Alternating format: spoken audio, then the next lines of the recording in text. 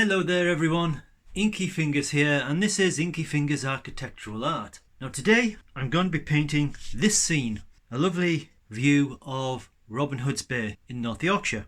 Now this type of scene can be quite difficult to do. Not the painting, applying the paint is quite easy for reasons I'll tell in a minute. The problem is the drawing, because it is quite complex. You've got a bric-a-brac of houses, buildings on top of each other going up the hill. And when you are drawing it from, whether it be real life, a photograph or whatever, you do have to try and get them in proportion, otherwise it's just going to look wrong. So how do you do this? There are basically, I would say, two different ways you can do this. The first way is to simply use something like a light box. Get your photograph or your picture or whatever you're going to copy from, put it on a light box, get your watercolour paper, put it over, and hopefully you can see the picture underneath, and you just trace it. But the problem there is, well, who has a light box? Some people might, but most people I think will not.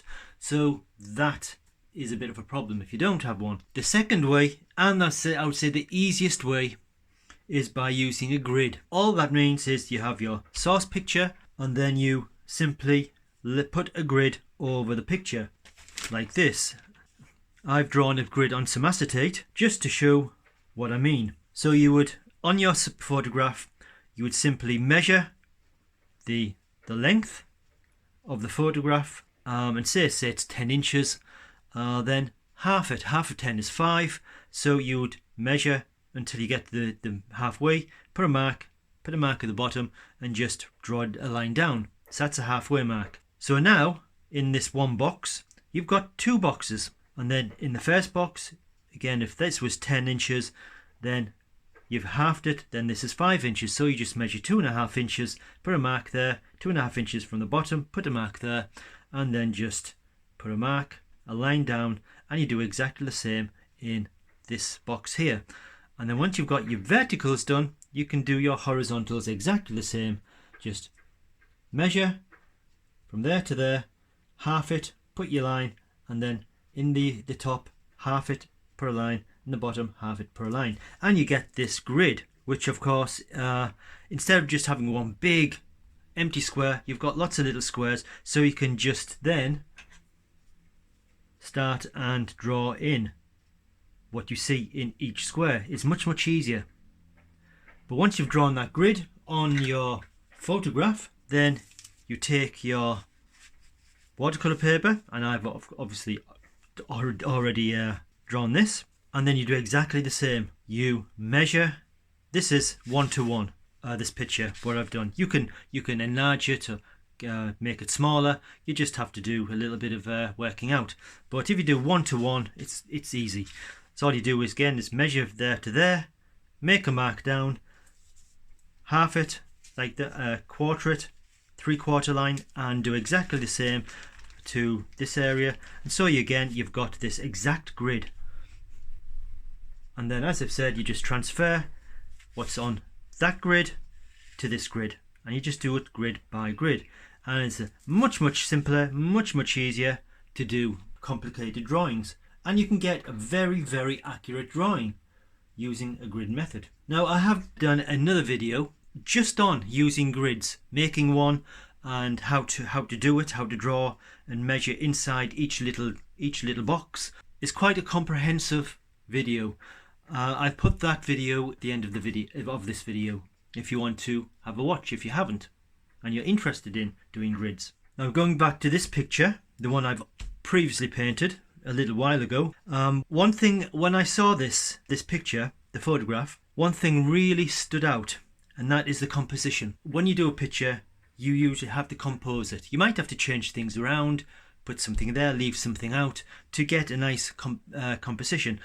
But one of the ways you can compose something is by using what's called a triangle composition. Now when I saw this, you'll probably be able to see what I saw instantly, which made me want to do this picture, is that this is a natural triangle. And if you put another bit of acetate over here, we can see if you put a line going across there,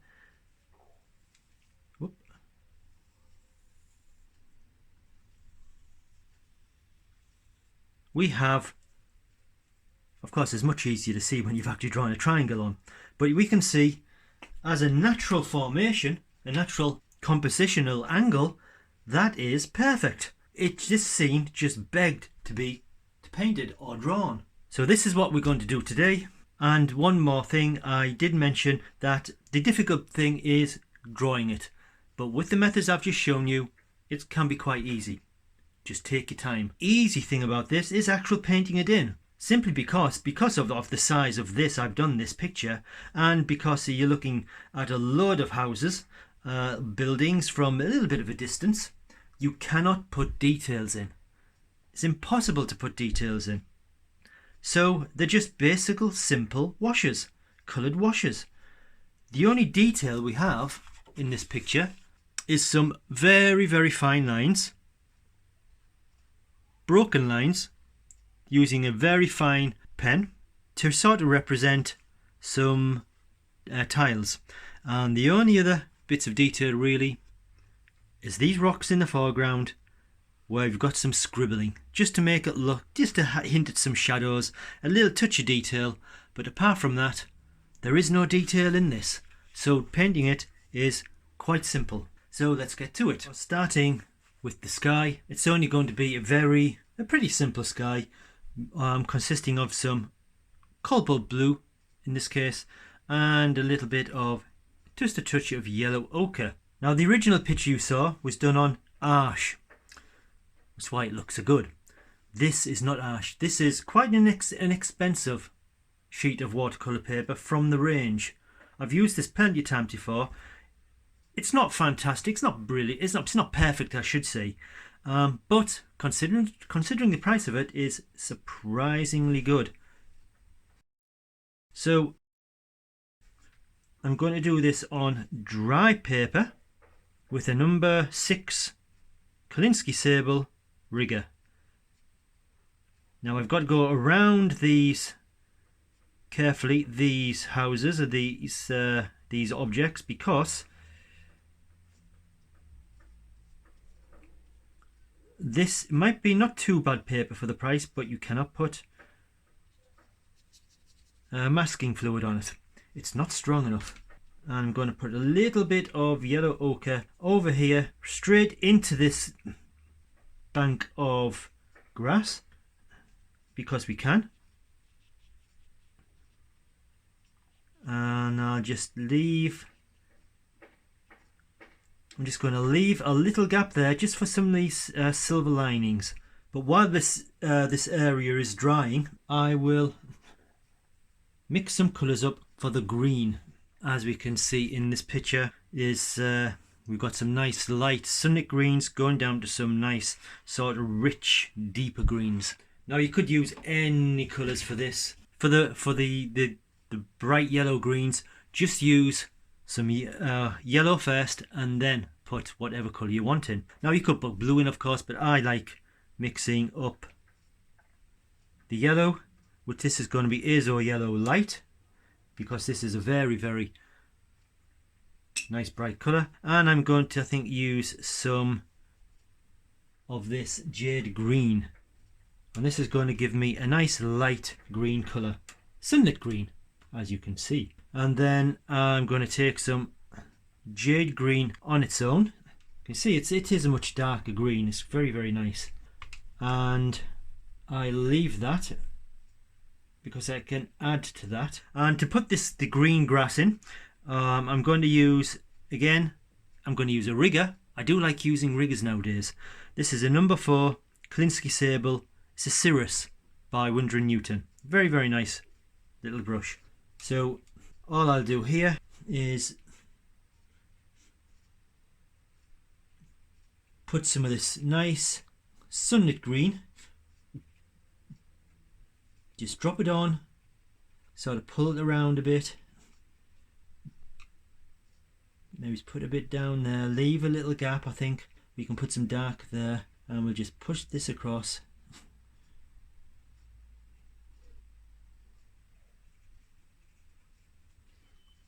And then go into this darker green, and then just sort of drop that in, let it run around in the wash,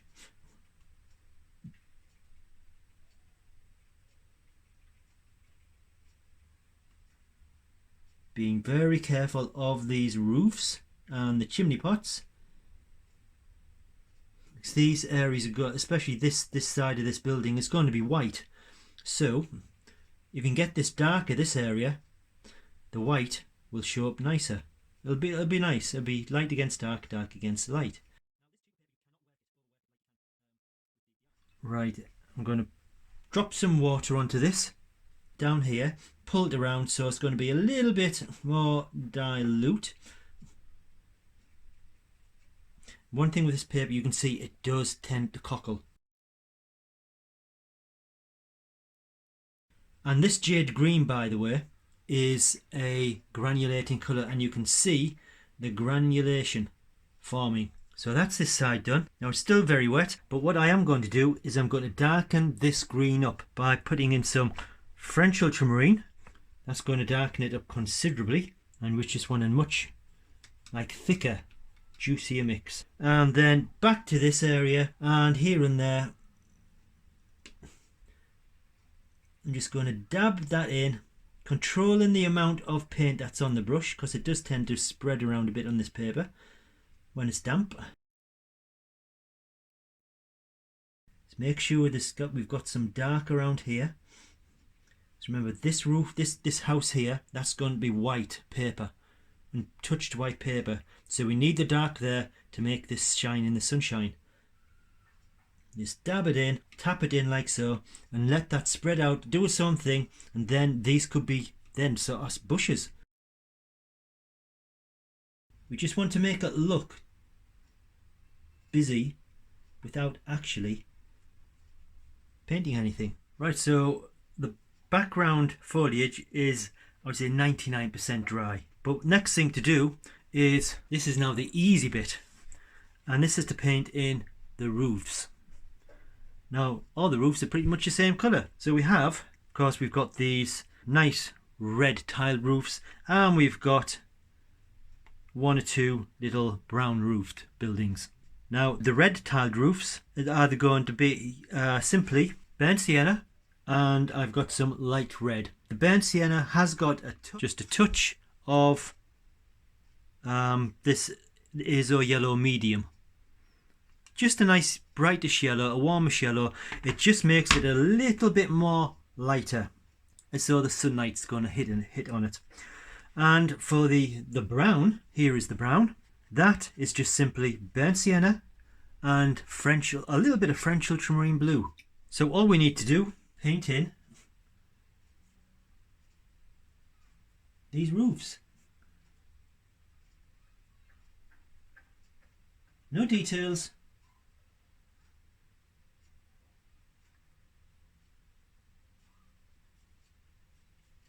Just flat washes. I go into this burnt, no, that's burnt sienna. We'll go into this other colour. Or we even mix them up a little bit.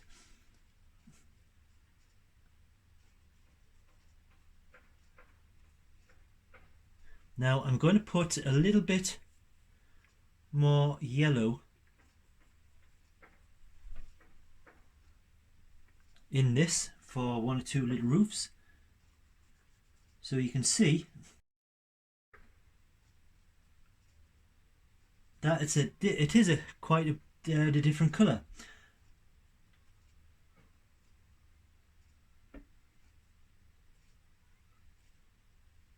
And it just stops all the roofs looking similar. And this is all, pretty much all we do.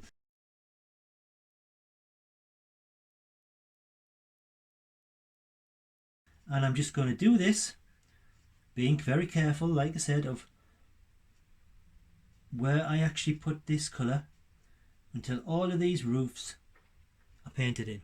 And that's all the roofs painted in. Makes quite a difference to the picture. Now there's no detail, it's just a flat wash on each roof. We will put a little touch of detail with a very fine tipped pen later on. But next thing I'm going to do is I'm going to get some darks in to really give it a bit of pop, and the darks are going to be the windows. Now again, look at the size of the windows. They are tiny. So we can't be putting anything of interest in. So all I'm going to use, I've used this before, is the Pentel brush pen. Uses ink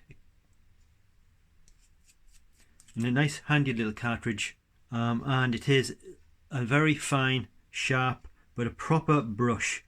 And this is what I'm going to use to paint in the windows. So it's going to be very, very simplistic. Now, I'm not going to be messing around with any window frames, because I can put window frames in either a white gel pen or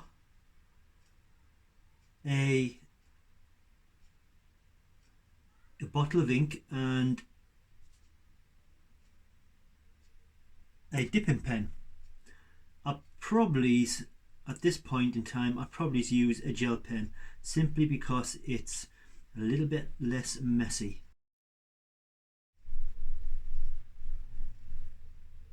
But it's just filling in these dark areas.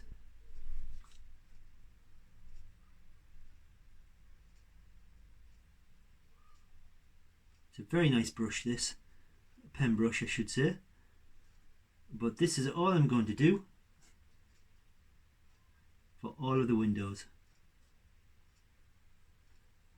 So I shall continue with all of these windows and I'll come back when they're all done. And that's all the windows put in. They look very bare, very strange at the moment because they are just black voids. We haven't got any window frames in them yet, but that will come later on.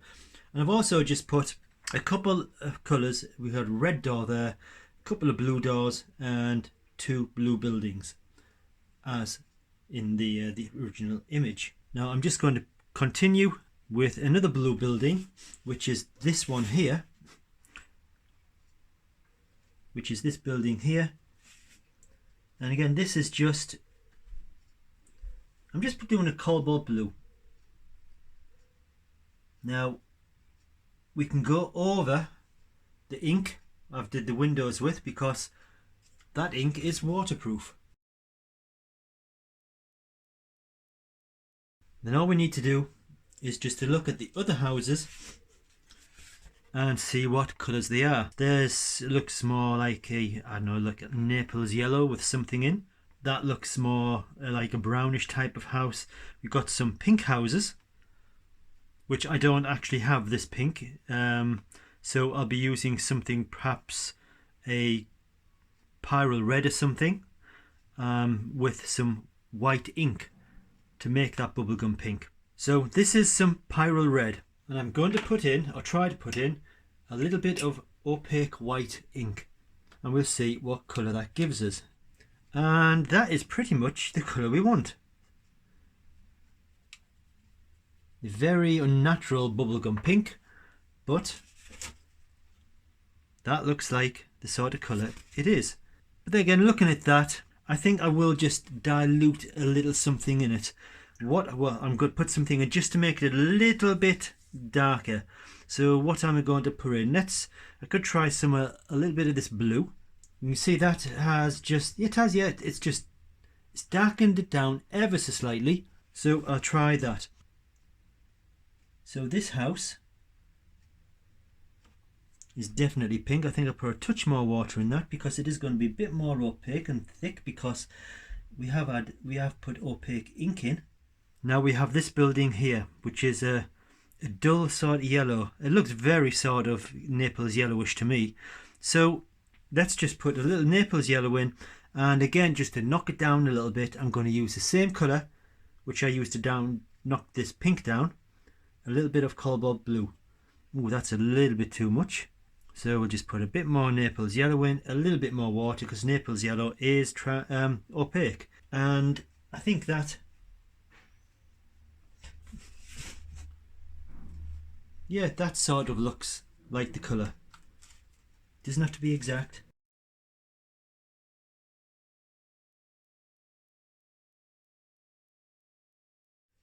And I think that's all the houses painted in with their respective colours. But the next thing I'll do is these sea rocks, the defensive rocks here.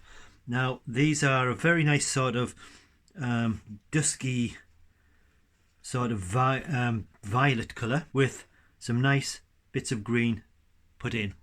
So I know one colour that would, or a couple of colours that would make that type is we have some lavender, a colour I very rarely use, but does make some nice greys. So some lavender there, and if we put in a little bit of neutral tint, it makes this rather nice grey. Like so. So we have that for our rocks, and then we can use some of this lighter jade green to drop in some of that colour there, and we've got some of this dark colour if we want to drop in a few little bits of darker areas. So to do this without actually putting any details in, I'm just going to put a little bit more.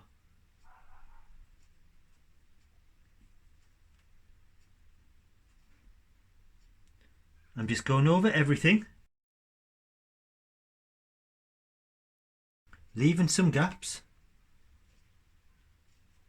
here and there so we can drop a little bit of the green into the jade green, and then just drop it in where you like. This is moss from the sea or whatever, so we'll just, it's wet so we can do what we like.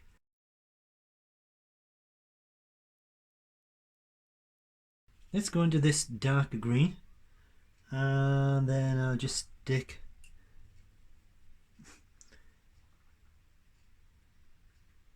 some just here and there, just to give a touch of definition here and there.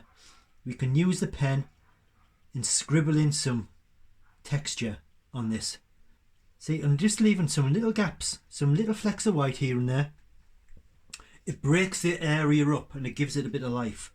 When it is dry, we just have to put shadows in and then put details in, like window frames and some little hatching, cross hatching, just to give definite areas of detail in, like the rocks or whatever we need. So now it's all dry, but now it's time to put the shadows in. Now for the shadows, I've mixed up this quite dark colour, quite dark violet-y colour, and this is mixed with French ultramarine blue, a little bit of cadmium red medium. Then I put a touch of neutral tint in just to darken it up naturally, but then it went a little bit just a touch too dark. So I then lightened it up, got a bit more red into it just by putting a little bit of a permanent alizarin crimson. I just put a touch more in actually. There you go, and that brings a little bit of that nice warmth back, and that's going to be the shadow colour. So looking at our source picture, we can see where the shadows are. It's on the right hand side. So again, I'm using the number 4 rigger, the Cirrus, and I'm just going to simply paint in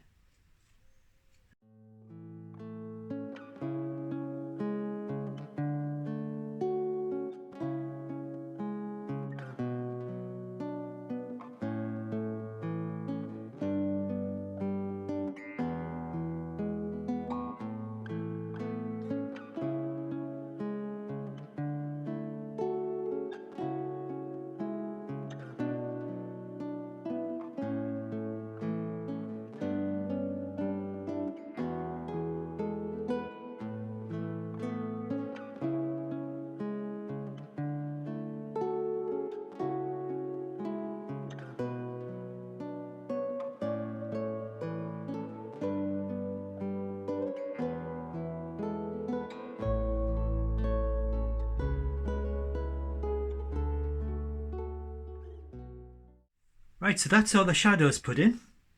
So for these window frames, I'm just going to use a Uniball Signo ballpoint pen, but it's white acrylic, well, a white opaque ink. Works very well on very dark objects. So all I need to do is to, we don't have to do it neat. It's not a neat picture. But just paint, or not painting, drawing some window frames like this.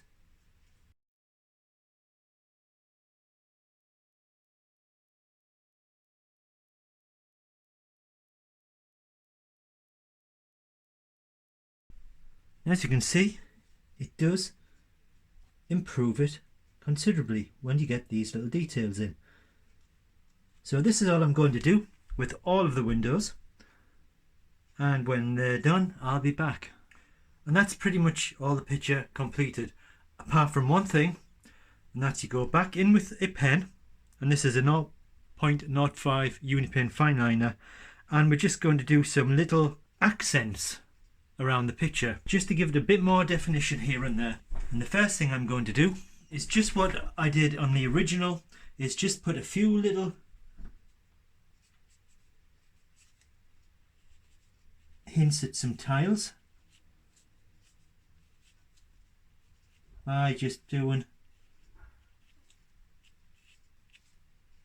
the slightest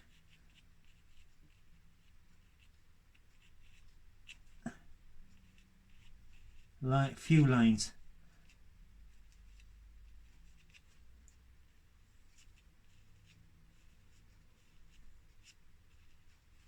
I'm trying to be as light as possible.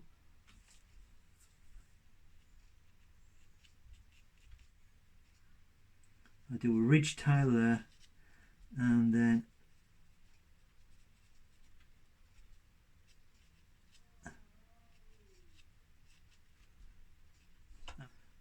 just sticking up some lines here and there.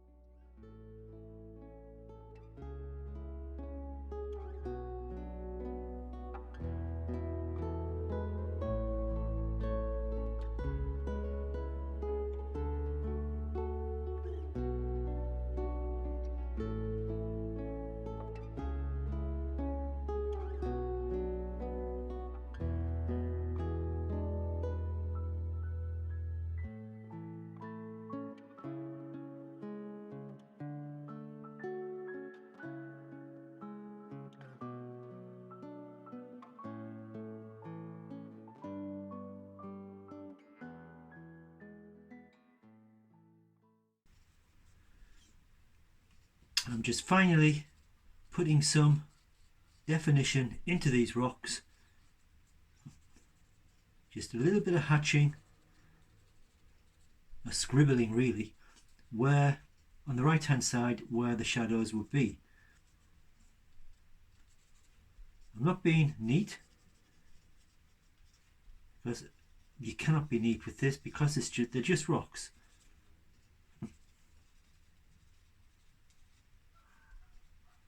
Just defining some of the edges of these rocks and all. Now finally, this is the last thing to do. I'm going to put a few little figures in. Some people. Now the people are going to be absolutely tiny, so I'm going to use a tiny brush, and I'm just going to put just a few colourful little marks. So there's someone in. We'll have a couple of people in some red.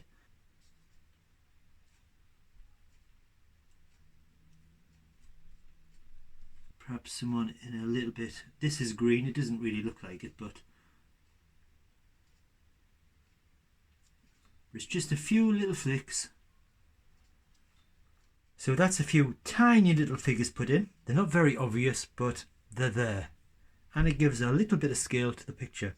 So all we need to do is to take off the masking tape and see what we've got. And that's it. There's the masking tape taking off. So we have the finished, completed picture. Now if you look up closely, we can see how loose it actually is.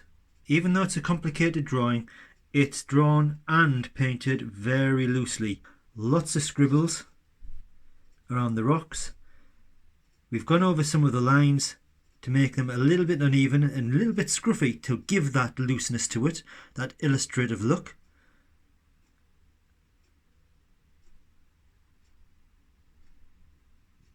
The granulation in the greens is quite evident. There's nothing there, we haven't put anything there, but it looks like it's detail. It looks like it's a sunny day. And that is Robin Hood's Bay in a nutshell. And once you've done something like this on a small scale, especially if you've used the grid method, and you get used to doing more complicated things like this using the grid method, which makes it much easier, you can go on to larger things, such as this. Now this picture is the same sort of thing. It's just a larger scale, A2 in size, much closer in to the buildings. But this is Whitby. Whitby roofs in the early morning sun. Painted in exactly the same way.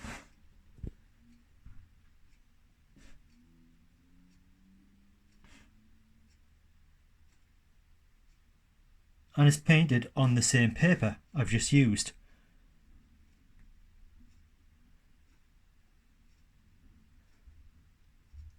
And so that's it. If you would like to try doing something like this yourself, then as ever, the outline will be on the community page on my channel. And if you liked this little demonstration and would like to see some more of things like this, and you haven't subscribed, then please subscribe. It's all free and it does help the channel. Also leave a comment, because comments also help the channel and it's nice to hear what you think. So until next time, I'll see you then, so goodbye.